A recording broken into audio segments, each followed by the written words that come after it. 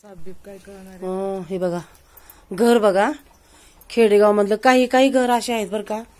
हे बघा इथंच बैल बांधतेत, इथंच बैल बांधतेत आणि इथंच राहतेत बघा. बघा परिस्थिती कशी आहे बघा. एवढं सोयाबीन आलंय, सगळं पाण्यात गेलं, वरून तर सगळं उघडच आहे बघा. बघा पत्रे सुद्धा नाहीत, वर सगळं उघड आहे. किती दयनीय परिस्थिती आहे सांगा तुम्ही.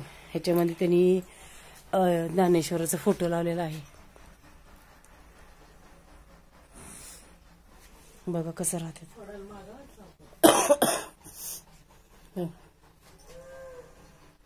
काय करायचं सांगा. थंडीचे दिवस आहेत, वरून सगळं ओपन आहे.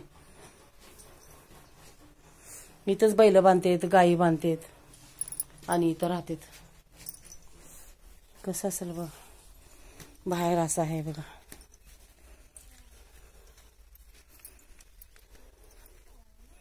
आता नाही आहेत, ते आजी बाहेर गेलेत. आता एक आजी,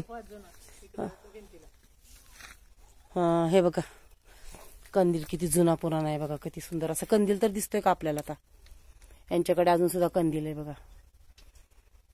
किती सुंदर आहे बघा कंदील.